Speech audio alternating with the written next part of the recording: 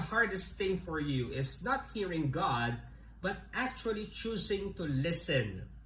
Be sure na patapusin mo ang video na to para malaman mo ang one big powerful message sa'yo ni Lord that can change your life.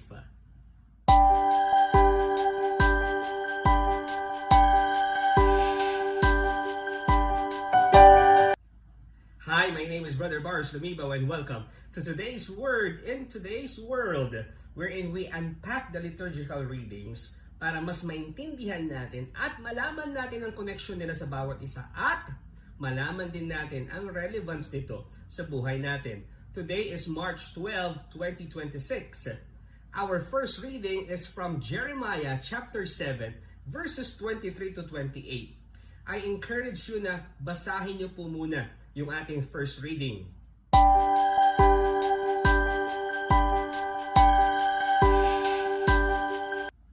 In today's first reading, God reminds His people of a simple yet profound command. Ano yon? Obey my voice and I will be your God and you shall be my people. Pero kahit na may guidance na ang Diyos through His prophets, hindi pa rin nakikinig yung mga Israelites. Ang titigas pa rin ng ulo nila. Hindi pa rin sila sumusunod. Imbes na makinig sila, they turn away from the truth. This scripture reading reveals yung sakit na nararamdaman ng Diyos kapag yung mga tao paulit-ulit na binabaliwala siya at yung mga kanyang mga mensahe and His call for righteousness and faithfulness. Ito ay nagpapakita na ang gusto ng Diyos ay hindi yung offerings, yung pag-offer lang, no. Pero ang sincere na obedience, pagsunod at ang isang pusong nakikinig sa kanyang salita. In today's world, this message remains deeply relevant. Many people still claim to believe God, yet often live according to their own desires, neglecting justice, honesty, truth, compassion. Tulad ng mga tao nung panahon ni Jeremiah, our society ngayon minsan ayaw magpakorek. At komportable na sa mga mali nilang ginagawa, komportable na sa korupsyon, komportable na sa walang pakialam sa paghihirap ng iba. The reading reminds us that faith is not only about outward religious practices, hindi lang padasal-dasal, hindi lang pagbabasa ng Bible, but about truly listening to God and allowing His Word to shape our actions. When we choose honesty, justice, and humility, we demonstrate genuine obedience to God. Thus, this scripture calls us today to examine our hearts. Tanungin natin ang ating mga sarili, are we truly listening to God's voice or are we merely hearing it without responding?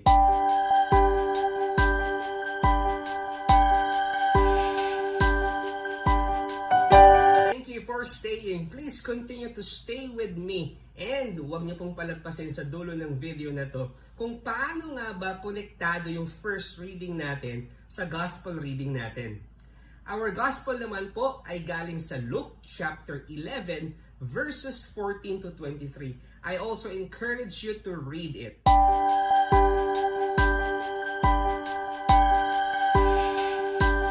In today's gospel reading, Jesus drives out a demon from a man who had been mute. At ang mga tao na-amaze. Pero, imbis na i-recognize nila yung kapangyarihan ng Diyos at purihin siya, ano ginawa nila? Ay, eto. Yung iba, inakusahan si Jesus na nagpapalayas ng demonyo sa kapangyarihan ni Beelzebul. Brother Bar, sino si Beelzebul? Si Beelzebul po ay ang prinsipe ng mga demonyo. Now, Jesus responds with wisdom, explaining that a kingdom divided against itself cannot stand. Sabi niya, if Satan were driving out Satan, his kingdom would collapse. Now, sa pamamagitan ng teaching na ito, Jesus reveals that the power behind His works is the power of God's kingdom. He then declares that whoever is not with Him is against Him, and whoever does not gather with Him scatters. Ito po ay nagpapakita na ang pagsunod kay Jesus requires a clear decision and buong pusong commitment. The gospel message is very relevant in today's world.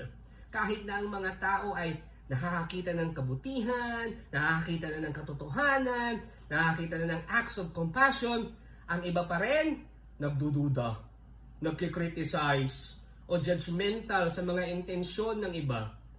Just like the time of Jesus, people sometimes resist acknowledging God's work because of pride, prejudice, or hardened hearts. Above all, our gospel reading today reminds us to open our eyes and recognize the presence of God in the good works around us. It also challenges us to take a stand for what is right, because neutrality in the face of truth often leads to division and confusion. Hindi ka dapat lukewarm. As followers of Christ, we are called to gather people toward love, unity, justice, and faith, rather than scatter them through negativity, doubt, or division.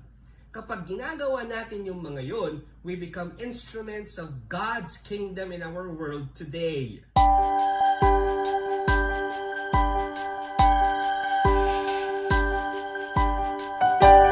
Now, let's tie the first reading and the gospel. Ano nga ba ang koneksyon nila sa bawat?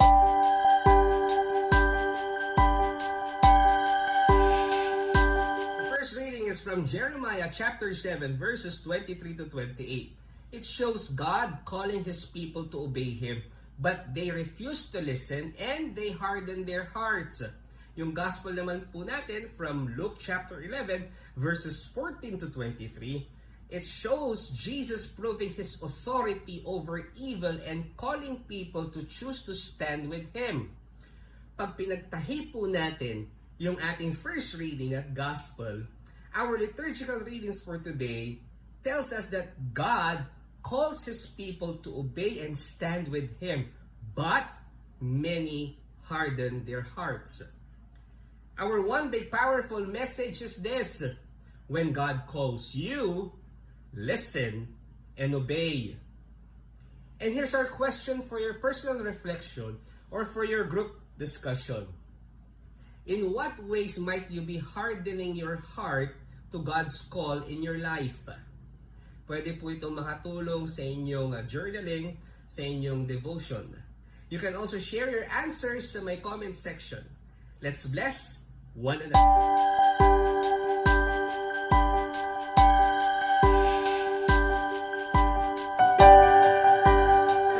Blessed by this episode, okay lang po ba makahingi ng pabor? Okay lang po ba sa inyo na maging partner ko kayo? Please be my partner in sharing God's Word. Please share this to your family, loved ones, and friends. Share this also to your social media account. And if it's not too much to ask, okay lang po ba na i-follow nyo po ako sa aking mga socials, or i-follow nyo rin po ako, is mag-subscribe po kayo sa aking YouTube channel. And for more inspiration, motivation, and with action. God bless you more. Mama Mary loves you.